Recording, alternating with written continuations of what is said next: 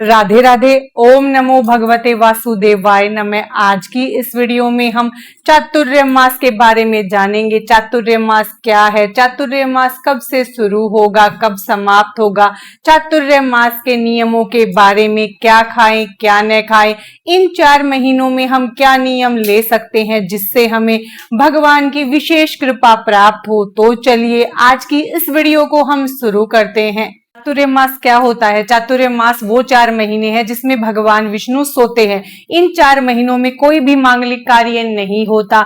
इन 4 महीनों में महीने आते हैं सावन, भाद्रपद, अश्विन और कार्तिक मास। ये 4 महीने हैं जिसमें श्री हरि विष्णु सोते हैं और पृथ्वी का कार्यभार सावन महीने से भगवान शंकर संभालते हैं। तो ये 4 महीने जो है वो बहुत ज्यादा महत्वपूर्ण माने जाते हैं पूजा पाठ, व्रत और ध्यान के लिए। इस साल 2026 में चातुर्य मास कब से शुरू होगा? इस साल चातुर्य मास 25 जुलाई से शुरू होगा और 20 नवंबर को इसका समापन होगा। देवशयनी एकादशी से चातुर्य मास शुरू होता है और देव उठनी एकादशी के दिन इसका समापन होता है। इन 4 महीनों में हम क्या क्या नियम ले सकते हैं? सबसे पहला नियम तो आप ले सकते हैं सुबह स्नान का। आप 4 महीने स्नान कर सकते हैं। अगर 4 महीने स्नान करना आपके लिए संभव नहीं है तो आप सिर्फ 2 महीने स्नान कर सकते हैं या 1 महीने स्नान कर सकते हैं। जैसे अभी सावन मास शुरू होने वाला है तो आप सावन स्नान कर सकते हैं। उसके बाद आप चौथा महीना कार्तिक, जो कि बहुत ही ज्यादा पुण्यदायी माना जाता है, तो आप कार्तिक के महीने में स्नान कर सकते हैं। दूसरा नियम हम पूजन का ले सकते हैं, तो आप श्री हरि विष्णु के 4 महीने पूजन का नियम ले सकते हैं या फिर अभी सावन मास से लगातार 4 महीने आप भगवान शिव के पूजन का नियम ले सकते हैं। उसके बाद तीसरा नियम हम भगवान को तुलसी पत्र अर्पित करने का नियम ले सकते हैं। जैसे आप अगर भगवान शिव की पूजा करना चाहते हैं तो आप बेलपत्र अर्पित कर सकते हैं। भगवान विष्णु का पूजन का नियम ले रहे हैं तो आप उन्हें हर रोज तुलसी पत्र अर्पित करने का नियम ले सकते हैं या फिर आप 4 महीने के लिए भगवान का चरणामृत पीने का नियम ले सकते हैं। जैसे आप सुबह भगवान को स्नान करवाएंगे, उस जल को पीकर ही आप कुछ ना कुछ ग्रहण करेंगे, ये नियम ले सकते हैं। चौथा नियम आप सूर्य देव को जल चढ़ाने का नियम ले सकते हैं। जैसे कि हम सूर्य देव को सुबह स्नान करके जल चढ़ाएंगे, उसके लोटे में हम थोड़ा सा जल डालेंगे, गुड़ डालेंगे और लाल रंग के पुष्प और अक्षत डाल लेंगे, फिर हम सूर्य देव को अर्घ्य देंगे। हम ये नियम भी ले सकते हैं।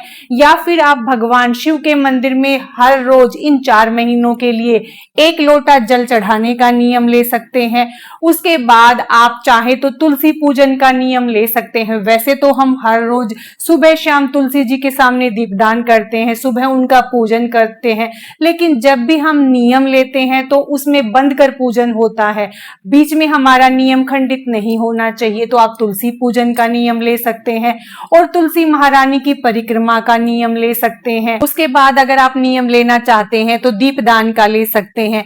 आप इन 4 महीनों में श्री हरि विष्णु के सामने दीपदान करने का नियम ले सकते हैं या फिर आप सावन के पूरे महीने भगवान शिव के मंदिर में प्रदोष काल में दीपदान का नियम ले सकते हैं।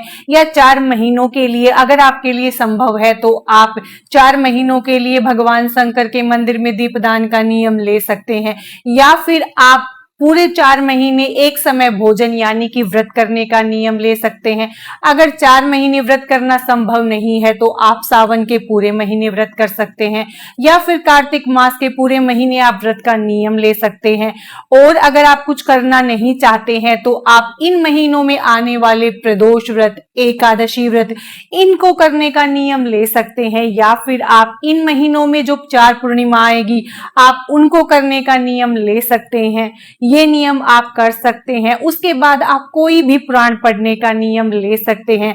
आप शिव पुराण पढ़ सकते हैं, विष्णु पुराण पढ़ सकते हैं, भगवत गीता पढ़ सकते हैं, रामचरितमानस पढ़ सकते हैं या रामायण का पाठ इन 4 महीनों में कर सकते हैं। उसके बाद आप चाहें तो इन 4 महीनों के लिए विष्णु सहस्त्र नाम सुन सकते हैं हर रोज, या आपके पास पढ़ने की पुस्तक है तो आप इन 4 महीनों में वो पढ़ सकते हैं, या आप शिव सहस्त्र नाम इन 4 4 महीनों में पढ़ सकते हैं। या आप इनमें से कुछ भी नहीं करना चाहते तो आप भगवान के किसी भी मंत्र का जप 1 माला सुबह और 1 माला शाम को करने का नियम ले सकते हैं। मंत्र आपको जो भी पसंद है वो ले सकते हैं। राम नाम ले सकते हैं, ओम नमो भगवते वासुदेवाय ले सकते हैं, ओम नमः शिवाय ले सकते हैं, ओम विष्णवे ले सकते हैं। आपको जो मंत्र पसंद है आप वो ले सकते हैं। उसके बाद आप चाहें तो चालीसा पढ़ने का नियम ले सकते हैं। ये कुछ नियम थे जो मैंने बताए, आपको अगर सही लगते हैं तो आप ले सकते हैं। जो भी आप अपने हिसाब से कुछ भी नियम जो आपको अच्छे लगते हैं वो आप कर सकते हैं। उसके बाद अगर आप स्नान नहीं कर सकते, पूजन नहीं कर सकते तो आप दान का नियम ले सकते हैं कि आप हर रोज कुछ न कुछ दान करें, खाने की वस्तु, पहनने की वस्तु। अगर हर रोज संभव नहीं है तो आप आने वाली पूर्णिमा पर, एकादशी के दिन या फिर अमावस्या जो इन 4 महीनों में आएगी उन अमावस्या पर कुछ न कुछ दान कर सकते हैं। आप चाहें तो गाय को भोजन कराने का नियम ले सकते हैं कि गाय को या तो आप चारा डाल देंगे या एक रोटी देने का नियम भी ले सकते हैं। कुत्तों को रोटी डालने का नियम ले सकते हैं, चींटियों को आटा डालने का नियम ले सकते हैं, या फिर आप मछलियों को आटा डालने का नियम ले सकते हैं। आप कुछ न कुछ नियम इन 4 महीनों में ले सकते हैं। उसके बाद हम कब से कब तक अपने इन 4 महीनों को शुरू करते हैं तो देवशयनी एकादशी से बहुत सारे लोग नियम करते हैं, बहुत सारे लोग पूर्णिमा से नियम को उठाते हैं। तो अगर आप एकादशी के दिन नियमों को नहीं उठा पाए हैं तो आप पूर्णिमा से अपने नियम शुरू करेंगे। आषाढ़ पूर्णिमा के दिन हम अपना नियम लेते हैं और कार्तिक पूर्णिमा पर अपना नियम पूरा करते हैं। ये वो 4 महीने हैं आषाढ़ पूर्णिमा से लेकर कार्तिक पूर्णिमा तक। आप चाहे तो देवशयनी एकादशी से नियम ले सकते हैं और देवउठनी एकादशी पर उसका समापन कर सकते हैं।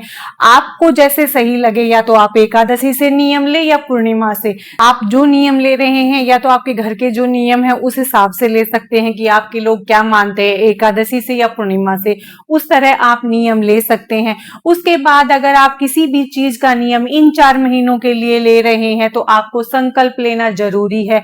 तो आप एकादशी से नियम शुरू कर रहे हैं तो आपको एकादशी के दिन अपना संकल्प लेना है। अगर आप पूर्णिमा से शुरू कर रहे हैं तो आपको पूर्णिमा से नियम लेना होगा। तो एकादशी के दिन आप अगर नियम ले रहे हैं या पूर्णिमा के दिन तो आप सुबह ब्रह्म मुहूर्त में उठे, हाथ में थोड़ा सा जल, अक्षत और पुष्प लेकर भगवान के सामने बैठकर आप संकल्प करें कि हे श्री हरि विष्णु, मैं आपकी प्रसन्नता के लिए इन 4 महीनों में ये नियम ले रही हूं। अपना नाम, गोत्र, स्थान बोले। उसके बाद भगवान से प्रार्थना करें कि जो भी मैं नियम इन 4 महीनों के लिए ले रही हूं आप कृपा करके उसे पूरा करवाने में मेरी सहायता करें। अगर इस बीच मेरी मृत्यु भी हो जाती है तो मेरे इन नियमों को आप पूर्ण समझें। इस तरह से आप अपना संकल्प लें। ये सब कहने के बाद आप हाथ के अक्षत, पुष्प और जल को भगवान के चरणों में छोड़ दें। उसके बाद आप अपना व्रत शुरू कर सकते हैं। आप चाहें तो इन 4 महीनों में आपकी कोई वस्तु जो प्रिय है आप वो छोड़ सकते हैं, जैसे चाय छोड़ सकते हैं, चावल छोड़ सकते हैं, या फिर आप चावल ज्यादा खाते हैं तो अनाज छोड़ सकते हैं। कोई भी आपका प्रिय फल जो है वो भी आप त्याग कर सकते हैं। उसके बाद जो आपकी प्रिय सब्जी है वो भी इन 4 महीनों के लिए आप छोड़ सकते हैं। इन 4 महीनों में ज्यादा से ज्यादा भगवान का नाम जाप करें, भक्ति भजन करें। उसके बाद हम जान लेते हैं कि इन 4 महीनों में क्या नहीं करना चाहिए। बहुत सारे लोग इन 4 महीनों में भूमि पर शयन करते हैं, ब्रह्मचर्य का पालन करते हैं। अगर पूर्ण ब्रह्मचर्य संभव न हो तो आप सुबह अच्छे से स्नान वगैरह करके भगवान का पूजन करें, झूठ न बोले, किसी की बुराई न करे, किसी से झगड़ा न करे। अगर संभव हो तो इन 4 महीनों के लिए प्याज लहसुन का त्याग करें, तामसिक भोजन न करें, मांस मदिरा का सेवन न करें। उसके बाद जो ये 4 महीने आते हैं, इन 4 महीनों में भी कुछ वस्तुएं हैं जो छोड़नी पड़ती हैं। जैसे सावन के महीने में हरी पत्तेदार सब्जियां नहीं खाते हैं और बहुत सारे लोग कढ़ी और बैंगन भी नहीं खाते हैं।